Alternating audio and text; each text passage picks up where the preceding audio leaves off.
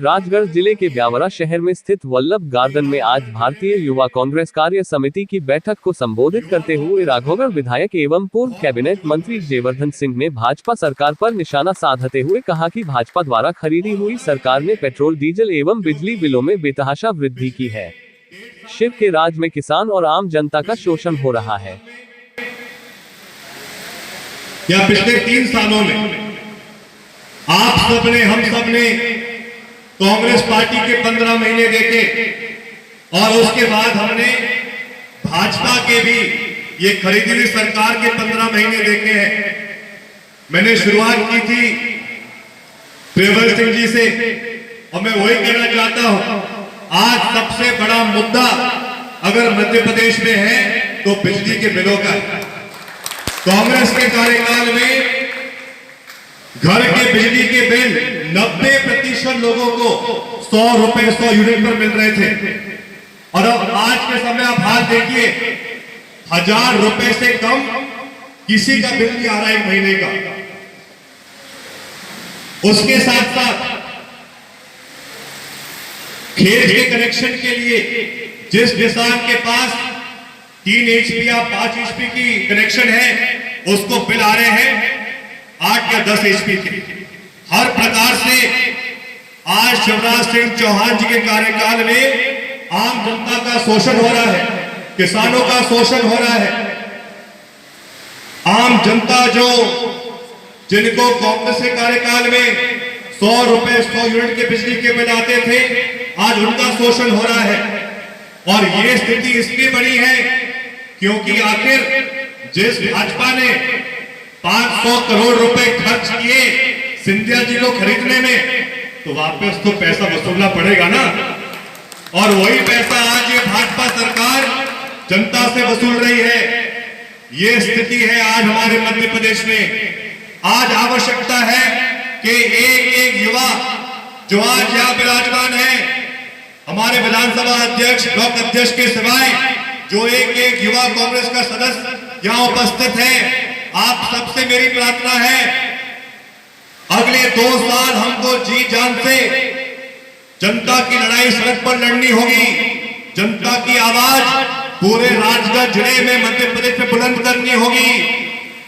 आप सोचिए जो कोरोना की दूसरी लहर थी जिसके बारे में हेमेंद्र भाई बता रहे थे, कभी कल्पना किसी ने नहीं की थी कि ऐसा संकट का समय हमारे प्रदेश और देश में आएगा। और जब पूरे देश में अप्रैल मई के महीने में तबाही मच गई थी, पूरे देश में जो भाजपा के बड़े बड़े नेता थे, चाहे राजगढ़ में या मध्य प्रदेश में या देश में, सब घर पे छुप गए थे। लेकिन उस संकट के समय में हमारे युवा कांग्रेस के राष्ट्रीय अध्यक्ष पी श्रीनिवास जी ने इतिहास बनाया था, जिनके बारे में चर्चा पूरे विश्व में हुई थी। श्रीनिवास जी की चर्चा पूरे विश्व में हुई थी।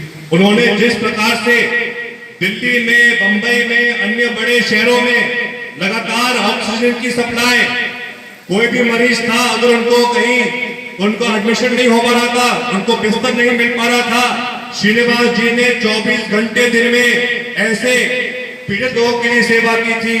उसके साथ ही हम सब ने भी मिलकर यह प्रयास किया था कि कोई भी राजगढ़ का परिवार हो, अगर कहीं उनको परेशानी राजगढ़ में थी, ब्यावरा में थी, तिरुचिपुर में थी, भोपाल, इंदौर, जहां हो सका हमने प्रयास किया।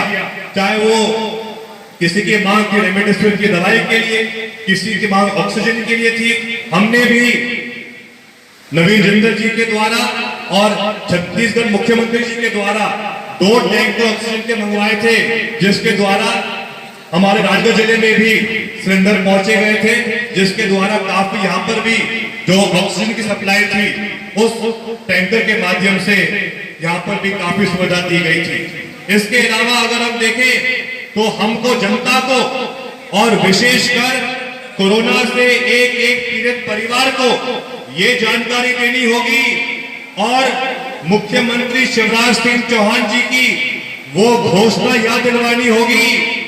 जब शिवराज सिंह जी ने घोषणा की थी कि कोरोना से एक जो मृत्यु हुई है उस परिवार को मध्य प्रदेश सरकार के द्वारा 1 लाख रुपए दिए जाएंगे।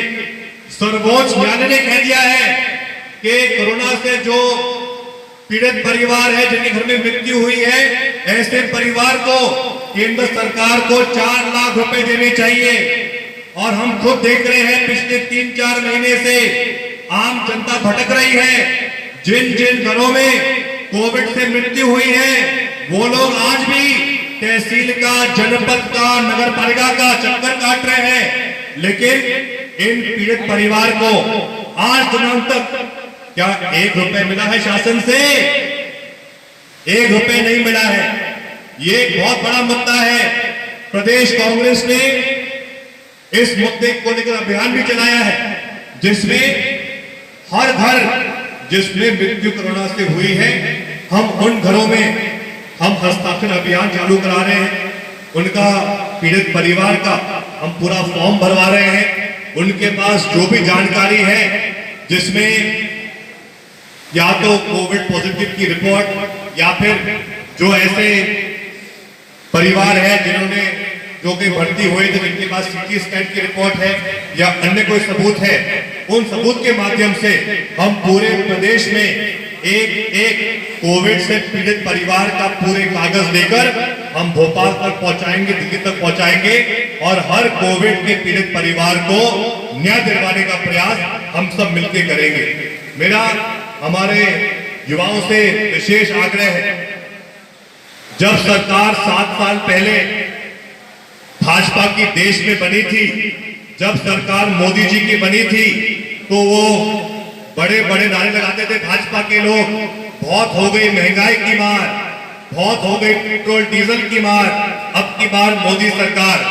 लेकिन हमको पैम्फलेट के द्वारा, पर्चियों के द्वारा ये संदेश पूरे जिले में पहुंचाना होगा और तुलना करनी होगी और ये बात जनता के बीच रखनी होगी कि जब सरकार कांग्रेस की थी 7-10 साल पहले, उस समय कच्चे तेल का दाम पूरे विश्व में $100 से अधिक था और उसके बावजूद कांग्रेस की सरकार पेट्रोल डीजल की रेट 4560 रुपए के बीच में रखी थी।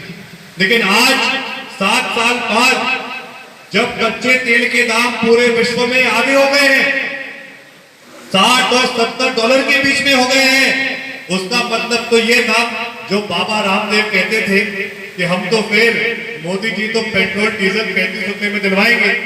लेकिन आज स्थिति ये हो गई है और मैंने तो कभी सोचा भी नहीं था कि ऐसा दिन आएगा हमारी जिंदगी में जहां डीजल भी 100 रुपए हो जाएगा। मोदी है तो मुमकिन है। शायद ये बात आप सब तो जानते हैं, लेकिन जनता के बीच में हमको ये बात लगातार कहनी होगी, हर दिन कहनी होगी, हर प्रोग्राम में उठानी पड़ेगी, क्योंकि हमको अभी से 2 साल बाद की तैयारी करनी है। अभी से पूरे प्रदेश में, पूरे जिले में माहौल बनाना है। आजकल व्हाट्सएप तो सबके पास रहता ही है, वो मजाक चलता है, वो फोटो आती है कि कोई खड़ा है पेट्रोल पंप पे, तो मोदी जी की फोटो लगी है ऐसे, तो उनके हाथ जोड़ा के प्रभु हमको बचा दो। कौन सी गलती हो गई जनता से कि आप अब जनता का तेल निकाल रहे हो।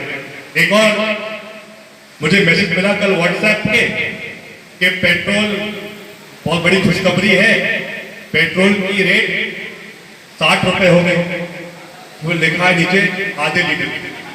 तो ये स्थिति पूरे प्रदेश और देश में हो गई है। आम जनता त्रस्त है। और आप एक बात याद रखना, पेट्रोल डीजल के सिवाय जो खाने के तेल के दाम है, जिसमें लगभग 3 गुना वृद्धि हुई है, उससे हर आम आदमी परेशान है। भाजपा कहते हैं अरे मोदी जी तो आपके खातों में 6000 रुपए भेज रहे हैं साल में। अरे भाई, जनता को तो पहले तेल निकाल रहे हैं और फिर 6000 रुपए साल के दे रहे हो। हमारे नेता राहुल गांधी जी ने घोषणा की थी 2019 में कि अगर सरकार कांग्रेस की आती तो हर गरीब परिवार को 6000 रुपए साल के नहीं, 6000 रुपए महीने की कांग्रेस सरकार देती। और सही समय पर हम जब राहुल जी तय करेंगे तो इस मुद्दे को हम पूरे प्रदेश और देश में और जोर से उठाएंगे। आप सबसे मेरा निवेदन है, 7 साल पहले भाजपा के लोग जोर जोर से कहते थे कि मोदी जी आएंगे तो युवाओं को हर साल 2 करोड़ नौकरियां देंगे। उल्टा स्थिति ये हो गई है आज के समय कि पिछले 2 सालों में अकेले 2 करोड़ रोजगार तो नहीं मिला, उल्टा 2 करोड़ और लोग बेरोजगार हो गए। हर प्रकार से आज का युवा, आज का जो आम आदमी वो परेशान है, त्रस्त।